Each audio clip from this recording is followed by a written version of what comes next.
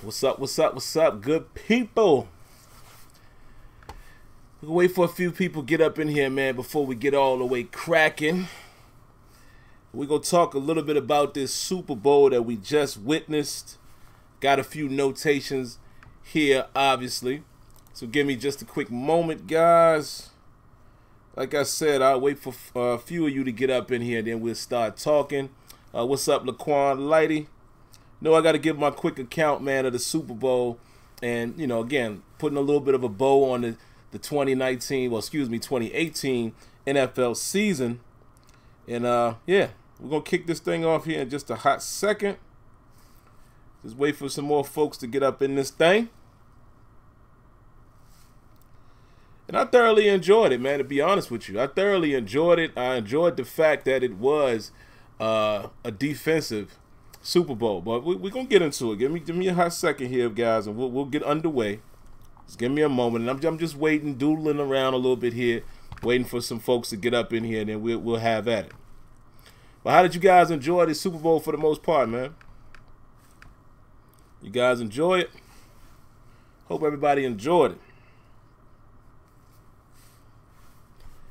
All right, we got a few folks in here now, so we'll wait a few more minutes, and then we'll get her started. And I won't be here, you know, before you guys very, very, very long tonight. You know, obviously it's not still a thing, but I'll be before you guys just a few, you know, for a little while, not too long. No calls or anything tonight. So, all right, so I think there's enough time, enough folks in here for us to go ahead and get her cracking. Let me share the stream out to Twitter, as well as Facebook, as well as Google Plus, and then we will be on our way. And hopefully you guys do me a favor, man, and hit that like button, man. You know, please do that. Do your boy a favor and hit that like button. Let me see if I can get that thing to show up here the way it's supposed to. Let's see. Ah, there it is. So guys, make sure you do me a favor, hit that like button, and we'll get things underway here. So, all right, let's talk about it, man. So, let's do a quick roll call and see who all is up in here. We got Laquan Lighty. Who else we got in here? Hold on one second. Laquan Lighty is in the building. Murata, what's up, Murata? JJ Walker's in the building. Jordan Myers. Ron Simpson. Trill X Ricky's in the building. Joe Massage in the building. And Vista Life is in the building. Eric Silver, Salvation Sal Gaming, and my man Champagne Poppy. All right, so let's go ahead and kick it off, man. So, first and foremost, this is what I noticed about the Super Bowl. The Rams' offensive line got their butts kicked. Okay? The Rams' offensive line got their butts kicked, and they got their butts kicked really, really bad. For the most part, you know, Belichick and gang, they had a good plan. I'm sure they had a game plan in place. You know, Tony Romo illustrated it a lot. And at the end of the day, the Patriots was able to execute their game plan. But I'm a little disappointed with the Rams. I'm a little disappointed with the Rams, man, offensively. I think that the Rams were very, very conservative, in my opinion. Now, you got to give the Patriots some of that credit, but in my opinion, I think the Rams were very conservative. You know, I didn't see them open it up a lot in the first half. I didn't see them do a lot of shotgun. I didn't see them, you know, run a lot of their window dressing, if you will, to try to get, you know, New England to show what they were doing. I didn't see a lot of what they adjusted to in the second half. You know, you heard Romo even say, okay, now, you know, what they're doing with the play clock, they're running it down to 15 seconds, communication cuts off, then they come out of the huddle. Okay, and they don't allow Bill Belichick to really see what they're lined up in. So they started to make a few adjustments, but I still just don't think it was enough. And it was just too much time, man. Too many times that I felt like the Rams weren't on the attack. You know what I'm saying? And again, I'm not taking anything away from the Patriots as far as what they did defensively, as far as their preparedness, what they did with the coordinators and Bill Belichick and whoever else was involved. You know, how they were able to keep things intact still after Chung goes out, and, you know, feel bad for Patrick Chung, man, getting a broken arm. I saw it as soon as it happened. I was watching the game with my father-in-law, and I said as soon as it happened, his arm was broke. Because I saw the way he reacted to it, and I saw the way his arm was kind of just was there, and he clutched it. And, and I saw the hit, so I knew what had happened in that situation. So hopefully, the kid is able to recover sooner than later. Now, I had a few notations here, guys, and I'm going to get to you Steelers fans here in a moment because you guys are a trip. You guys really crack me up, and I'm going to talk about the Steelers fans a little bit later here when I wrap up the show because this is not a Steeler thing. We'll talk a little more about that come Tuesday, but I'm definitely going to pick with you guys for just a bit. So basically, man, some of the notations I had here. The Rams were able to keep a lid on things for the most part defensively early on in the game. There was a situation where I don't remember if it was the first drive or the second drive by the Patriots where the Rams was able to pick off Brady. It might have been the first possession. Yeah, I think it actually was because I remember saying, okay, the Patriots are able to get a few runs off in that drive. It wasn't a three and out or anything like that, but they disguised their coverage very well on that third down. It looked like it was going to be man, turned into zone, and they got an interception. And you're thinking at that point, okay, the Rams are in great position. But then we know what happened after that. They set a record, if I'm not mistaken, an NFL record, consecutive punts for 7 straight drives. You just can't do that against the New England Patriots. You held the New England Patriots to 3 points. 3 points into the fourth quarter. 3 points. You had a turnover with the interception early in the game. You had the Patriots missing a field goal early in the game. You had numerous occasions where your defense got you off of the field. They did allow some pass plays to happen. Obviously, Julian Edelman was killing them, and nobody could cover Edelman, whether it was man or zone. Excuse me. We saw plays where Edelman was able to kill, and I always butcher this guy's name. Is it Nikel Roby Coleman, or is it Roby Nikel Coleman? I can't remember, but y'all know who I'm talking about. Okay, we saw a play there where he got torched. Aqib Talib was getting torched when he was trying to cover Edelman, and then also Peters at times. Peters had a great game when he wasn't on Edelman. And then when Edelman, when they were in zone, it was nothing they could do with Julian Edelman. And this guy went off, had an amazing game, but even with that, the Rams still were up. They still held the Patriots to 3 points all the way into the fourth quarter. Come on, man. Now let's talk about some things, man. There was a referee situation in the game. It seems like every single game this year in the NFL has had a controversial call. There's 2 things that jump off the table to me. Of course, the first one, would be, I'll save the obvious one for last. There was one that was a little less obvious. That situation where, what's his name? Jared Goff scrambled, tried to get it back to the line of scrimmage or whatever, and was going out of bounds, and he got blasted by the kid Jonathan Jones, I believe his name was, who is actually a free agent that I saw. I think he's going to be a free agent. So, if the Steelers are looking to, maybe grab another cornerback, who's played in a disciplined system like the Patriots, maybe he's a guy we'll look at.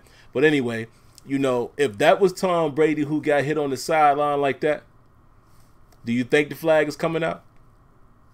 I'm just saying. Sometimes I feel like it's just like it is in the NFL, where referees, sometimes they're going to go with, certain people are going to get favorable calls. Now, before I talk about the other one, let me see. It was something else that I think I had. Let's talk about the most obvious blown call in my opinion. And it was, again, I don't know if I'm saying his name right, Nikel Roby Coleman. Is that how you say the guy's name? Somebody tell me in the chat. But the personal foul on him early in the game, y'all remember that? Where they called a defenseless receiver or a hit on a defenseless player, and it was a bang-bang play? How do you call a personal foul on him? I mean, what's he supposed to do? And then Gene Steratore was saying, well, you have to allow him to establish himself as a runner. Huh? On a pass? When did that become a part of the rules? So you telling me there can't be any more bang bang plays? That was crazy. Now, again, folks, did that cause the Rams to lose the game? No. You know, would it have put the Patriots in a bad situation in terms of down and distance? Yes. And it would have given the ball back to the Rams more likely in a favorable, field position situation. But again, the Rams proved us the other parts of the game that they couldn't do anything. So I'm not going to say that call was the reason. You know, somebody's going to say that. You know, somebody's going to say, oh, the refs didn't give us that call, but that ain't no excuse. If I remember correctly, the Patriots still didn't score on that drive or that possession. So regardless of the fact, the Rams didn't do what they needed to do offensively. Let me see, did I have anything else in my notes, man? And then, you know, I'll give a little bit of credit to the Patriots. And then, you know, I'll go and see what you guys got in the chat, man. And then, you know, we'll come back out of here. And I'll be up out of here. I'm not going to stay here that long tonight. A couple more things, man, I wanted to talk about. I said the Rams was unable to get any points after the missed field goal. You just can't have it. You just can't have it. No points after the missed field goal. No points after your interception. Ridiculous, man. Oh, Jared Goff. Remember the play where he missed Brandon Cooks in the back of the end zone? Cooks was wide open. Cooks was probably open after 2 seconds into that play. Saw him late, threw the ball, and McCourty made one heck of a recovery play to break up that touchdown. That was a touchdown. You got to kind of put that one on Jared Goff. You know, he didn't get his head around fast enough. He didn't see him fast enough. And the ball that he threw was kind of a duck. You know, it put a little air under it. I think if he would have saw him in time, he could have thrown that ball a little bit, you know, more to the left shoulder of Brandon Cooks, you know, as far as where he was in the end zone, and put some zip on it. That would have been a touchdown. But again, you got to give tremendous credit to McCourty for recovering and breaking up the pass and saving the touchdown. Let's keep it on Brandon Cooks. Brandon Cooks also dropped another touchdown there in the fourth quarter. And again, still good play by the defenders. You know, he had 2 guys around him, but when they showed the replay, the ball hit in his hands. The receivers never knocked the ball out of his hand. He dropped it. So a lot of missed opportunities, man, by the Rams. But it's amazing to me, again, they had the game in their grasp the whole game. All they had to do was muster up some offense. All they really had to do, realistically, is score a touchdown. If it could have been 7-3, who knows what would have happened? I mean, again, Brady and them were able to put a drive together when they needed, running the same play 3 consecutive times, right? And just going to different receivers on each one of those plays. And then they finally, on the 3rd play, they hit Gronk deep. That was a great series right there.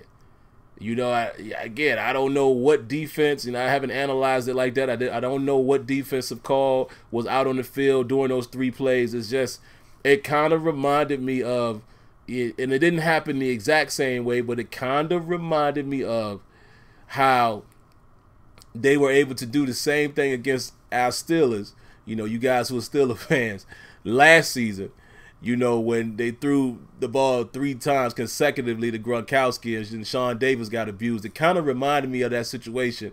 But again, I asked myself, and I'm asking Leonard as I'm watching the game, why didn't the Rams do any of that? When they got a little rhythm going, why didn't they go up-tempo a little more? They started to do it a little bit late in the 4th quarter, but you see what they were able to do, the Patriots I'm talking about? 3 consecutive times they ran the same play. They saw what they liked good on the first time when they hit. I don't remember who they went to. I don't know if it was throwing an Edelman on the first play or one of those guys, right? Then they come back. They flip it to the opposite side. The alignment was flipped because they had Burkhead up top. And then when they ran the same play again, they flipped it and had Burkhead spread out down on the left. It was the same formation. They just flipped where guys were. And they, you know, I'm assuming they ran a few different routes. Hit somebody else on the 2nd down. I don't remember again who it was in that particular play. But then on the 3rd one, they hit Gronk. And Gronk makes a great catch. We can't lose that part of it. Gronk made another great catch when it counted. Same thing he did against Eric Berry in the AFC Championship game. But it just goes to show you, man, how the Patriots' game plan was more intact. and they were more ready for the situation. And I know some people are going to say rookie quarterback, rookie coach. Okay, that could have had something to do with it. I don't know. But still, I was very, very disappointed in the performance the Rams had offensively. And I know Todd Gurley must be dealing with some type of ailment or whatever because we didn't see him much. It just was it was strange, man. It was strange to see that offense getting handled like that. And I know people are going to say, well, you know, Belichick and Flores and all of these guys, they just had superior coaching. They did. They came in with a great game plan. But if you really take a look at the game, they ain't do nothing exotic. I didn't really see them do anything overly exotic all the time. Sometimes they threw some little, a little wrinkle in there. They did the normal Patriot stuff, how they rotate their coverage, et cetera, et cetera. But for the most part, the reason why things were working, they were getting pressure right up the middle. And Goff didn't have time to set his feet. Okay, and even when they blitzed, a lot of times they blitzed right up the middle. The Rams never did anything to adjust to the very simple game plan that they were using. Keep getting pressure. That's all they were doing. Again, they didn't do a lot of exotic things that they didn't have to in that game because the basics were working. So I got to look at the Rams organization offensively and say, come on, man, y'all got to try to make some type of adjustments. We didn't see many shotgun plays with Goff early in the first half, when pressure is killing you. I said it earlier in the show, we didn't see a whole lot of misdirection, a whole lot of motion, window dressing. We didn't see any of the stuff that the Rams are known for. Didn't see a lot of screens.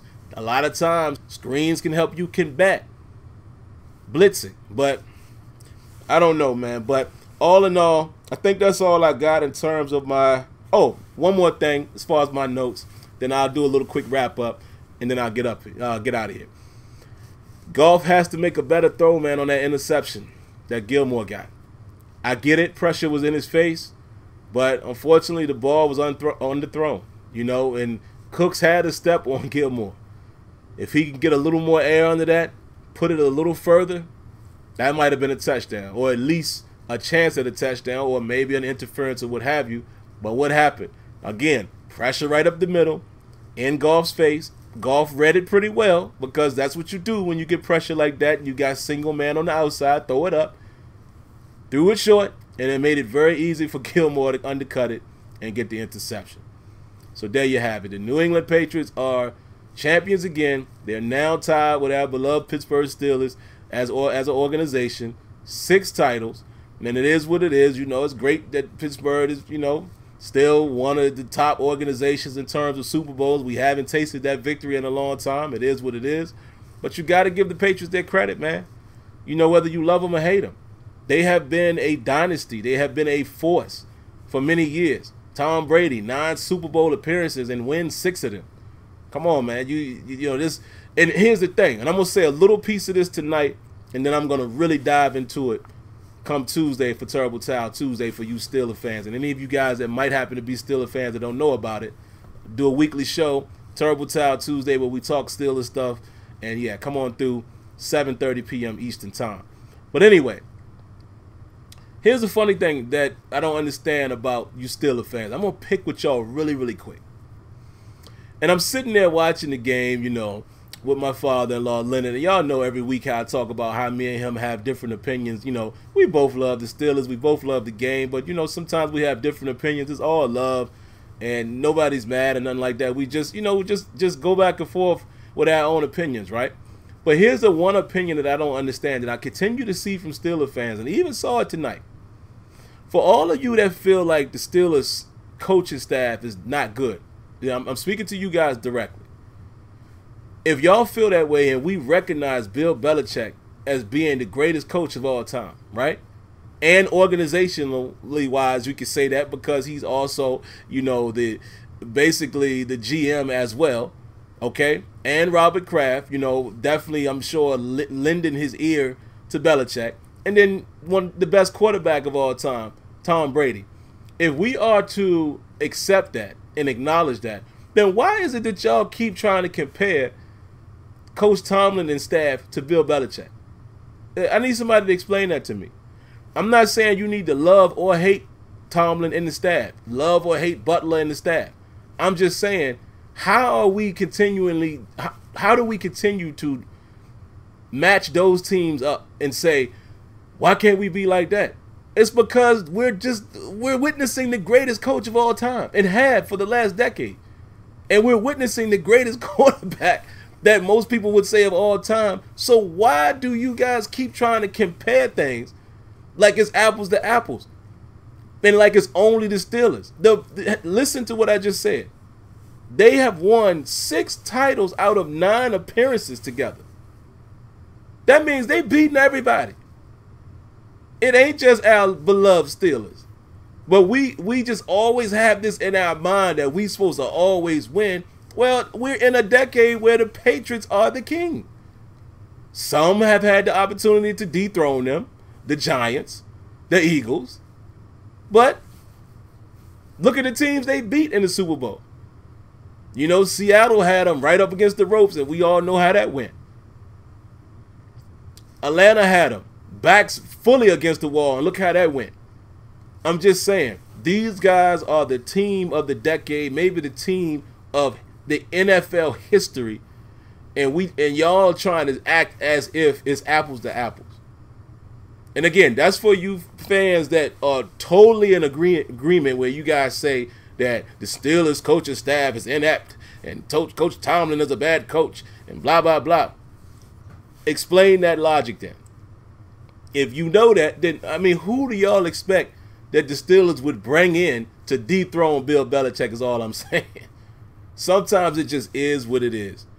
Do I love the fact that the Patriots have won 6 titles? No, of course not. Especially not as a Steelers fan. But I acknowledge the greatness, man. And I know people are going to call them cheaters and all that. I get it. I get it. But listen, how many times have we seen them win these games fair and square when it mattered? Give credit where credit is due. All right? But like I said, I'm going to dive a little more into that from the Steelers standpoint here on Tuesday. But let me take a look and see what you guys got in the chat really, really quick, man, and then we'll roll up out of here. Kenya, my boy Kenya. What up, Kenya? Kenya says sim because most Steelers are irrational. Steelers fans. Yeah, they are. They are. You're right. Blackbird Blitz. You can't hate on greatness. You have to acknowledge it when you see it. Brady and Belichick are the best in the business. Love facts or hate facts. Facts will always be facts. Hey, round of applause to my man for that one.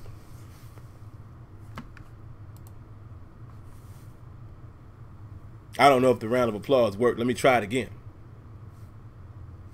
Nope, it's not working. No biggie. So I'll give you one of those.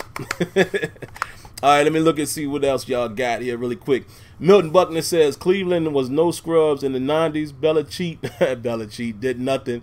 It's all about 12. Man, come on, stop it. Milton, listen, that's your opinion, but my opinion, stop it. Stop it. Stop acting like, listen, regardless of the scandals or whatever, I'm sure all coaches do things. Sean Payton and them had the bounty gate. I'm sure all coaches bend the rules in some way, shape, or form. But don't sit there and act like Bill Belichick ain't got nothing to do with nothing. You know, Tom Brady is Tom Brady, absolutely. And he gives a lot of that credit. But let's not act like Bill Belichick ain't doing nothing. Y'all need to stop. You guys that feel that way. But again, that's your opinion. If that's how you feel, that's how you feel. Salvation Sal says, I don't agree. I don't think Tomlin is a bad coach, but you should want the coaching staff to hold themselves to a great standard like Belichick. Salvation, explain this to me. What are you disagreeing with? Of course, we would want the coaches to feel that way. I'm not saying that the coaches should just bow down and let Bill Belichick and the Patriots be the top dogs. What I'm trying to say to you guys is, why do y'all act as if no other coaches or no other teams in the league ain't trying to be great? I'm saying to you that most people try to say that the Steelers have the worst coaching staff in the world. And a lot of Steelers fans feel like it's all Mike Tomlin's fault. He needs to be fired. He's not a good coach, yet he's second behind Bill Belichick in this time in the NFL. I'm just saying, if we're trying to compare him to the greatest that we've ever seen, there's only one greatest that you've ever seen. That's all I'm saying. You just like basketball. Most people would recognize Michael Jordan as the greatest of all time. But that didn't stop Kobe from trying to be the greatest of all time. That doesn't stop me from acknowledging that Kobe was a beast and by far, in my opinion, one of the best of all time. That doesn't stop me from looking at LeBron James and saying, oh, this cat is one of the greatest that I've seen. You understand what I'm saying? But at the end of the day, there's only one Michael Jordan. There's only one guy who won 6 finals, okay? And never went to a game 7. Now, I mean, of course, if you could dive deeper into that as far as actual rings, yeah, Bill Russell, obviously. But again, even with him, there's only one person that I could think of who had that many rings as Bill Russell and was a player coach at one time. So that's what I'm saying. There's only one greatest of all time. So that's my point. If we're trying to say that the Patriots and Bill Belichick, this era of the Patriots, Bill Belichick and Tom Brady, all are the greatest, then that's all I'm saying. There can only be one greatest. Just like the Steelers were the team in the 70s. The Patriots have been the team of the last decade. It's just how it goes. That's all I'm saying. Smitty753 said there are 2 different dynasties. There's 10 years between them. There's a gap between 05 and 2015. That's 10 years. Okay, I feel what you're saying. What else y'all got, man? George Rice says Tomlin wins every year. They need to put that to rest. Hey, I mean, a blind man can see that. I'm just saying. More AGWS says I was the only one who thought that was a big disappointment. Okay, got you. JJ Walker says thoughts on the Steelers considering to use the transition tag on Bell. JJ, we're gonna save that for Tuesday. Champagne Poppy, I respect the hell out of Bill. He's a defensive mastermind. Absolutely is. The dude, you know, he puts the right plan together. And again, these are simple football concepts, guys. There ain't a whole lot of concepts out there. But he puts it together. It works. Got to applaud him. My boy Hollywood Sports says, what's up, Sim? I enjoyed the game of the chess match trying to overcome the good defenses. Yeah, man, it was a heck of a game. I loved it. Milton Butler says, really, Sim, I've heard you go in on the Steelers coaching staff many times on your show, bro. Well, what are you talking about? What Milton, what exactly are you trying to challenge me on? Are you sitting there acting like because of what I'm saying now about the greatest argument that I can't criticize the coaching? What are you talking about? How are you missing my point? I never said anything about not being able to criticize the coaches. I'm talking about specifically those people who say that Mike Tomlin and all of the Steelers staff are bad coaches. You've never heard me say that Mike Tomlin was a bad coach. Hell, you've never heard me say that I don't agree that Mike Tomlin should be in Pittsburgh and shouldn't be fired. You've never heard me go against that. I think Tomlin is doing a great job. He has his issues, absolutely. That doesn't stop me from criticizing something that he does. That has nothing to do with my comparison of saying there can only be one greatest. So you saying, oh, I've heard you go in on it. What are you talking about? What point are you arguing? Because clearly you missed something. Captain Spartan says, I don't mind a defensive game, but the Super Bowl was boring. Jared Goff wasn't even making the simple, easy checkdowns. Yeah, Jared Goff looked like a rookie tonight. He definitely did. And I mean, he's not a rookie, but he looked like a rookie. Kenyon said, Milton, don't lie on Sim. He has criticized our coaching staff, and you're supposed to do that. Kenyon, hey, I don't even know what to say to old boy. I'm going to read a few more of these guys, and we'll be out of here. Eli Coolin says, Milton, Bill is the pinnacle of coaching. Once in a lifetime coach. You don't see this all the time. Just because Tomlin don't go to the Super Bowl every year doesn't mean he's trash. 30 other teams have the same. Thank you. They have the same problem. Every other team is the same thing. Let me see. All right, no worries, Milton. I'm just saying. I mean, it's almost like you was arguing the wrong point with me. So I mean, again, ain't none of this personal. I'm just saying. Well, I didn't know what you were talking about there. Blackbird Blitz says, I'm a Falcons fan in the Steelers chat, but as a Falcon fan, I must say a lot of teams would want the Steelers coaching staff. I would say it too, man. What up, Leonard? Father-in-law Leonard, I was just over his house watching the game with him. He says Tomlin is a good coach, but he do not have a good staff. So, Leonard, I'm not even going to go there with you. Again, all of this stuff is opinion. It's all opinion. You could argue it both ways. Some people could argue and say he don't have a good staff because of X, Y, and Z. You have the same amount of people would say the staff has been fine because of what they've done in X, Y, Z. So again, it's just a difference of opinion. I'm not saying the staff is good or bad.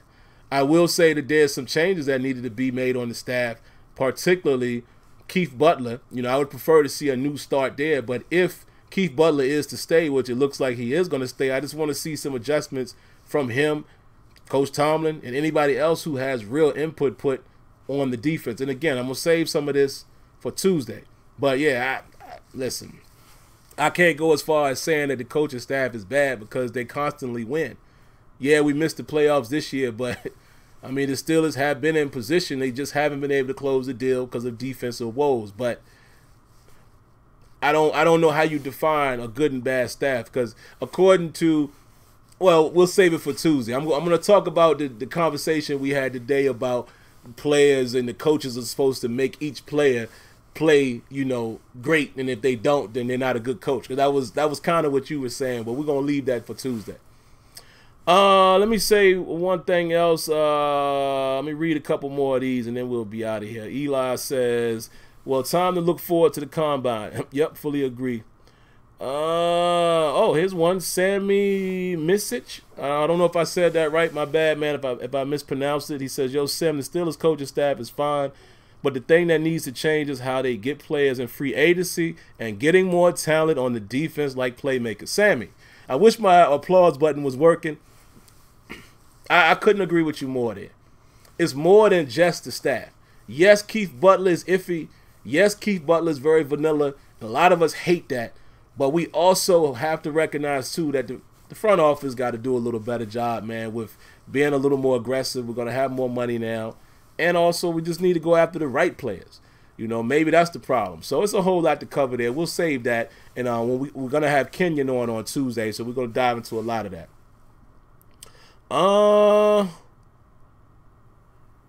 Last thing I would say, Jordan, save that question for Tuesday. I don't want to make this all about the Steelers. Well, that might be it, man. I guess we can go ahead and wrap it there, man. Oh, well, here's one. Victor Johnson. What's up, Victor? I don't know if I've seen your name before, but I'll read this last one and then we'll be up out of here. Victor says, love my Steelers. Coach Tomlin is excellent at his job, but why is it so hard for the Steelers to get the right coordinator? It's a great question, man. It's a great question. It just seems like something is not connecting defensively. And again, I think it's a combination of coaching in terms of game plan, okay? Coaching in terms of rolling out a specific play or play call. Coaching in terms of not disguising what you're doing. And then I also think it is players as well. Again, look at that Steelers staff defensively and look at player for player in the secondary and ask yourself, how much more would you expect? Honest assessment. But outside of that, man, let me go ahead and get out of here, man. I'll catch you guys on Tuesday. You Steelers fans, Patriots, Rams fans, hey, congratulations on getting to the Super Bowl. Congratulations to the Patriots for winning the Super Bowl, and congratulations for them to claiming that 6th title. Congratulations to Tom Brady doing something that we've never ever seen before, and congratulations to Bill Belichick. Listen, I'm not a Patriot fan, but you got to acknowledge the greatness. We're not going to see this ever again. I don't think this happens again, so acknowledge it while we can, and it is what it is. Maybe the Steelers can go after him and try to knock him off course a little bit next year. We'll see. But outside of that, man, I'll catch you guys on Tuesday, 7:30 p.m. Eastern Time for Turbo Towel Tuesday. Hope you guys enjoyed the Super Bowl, and sorry that it's Monday tomorrow. All of us back to work. But let's start off the week right, and I'll see y'all on Tuesday. All right? Y'all be good. Peace.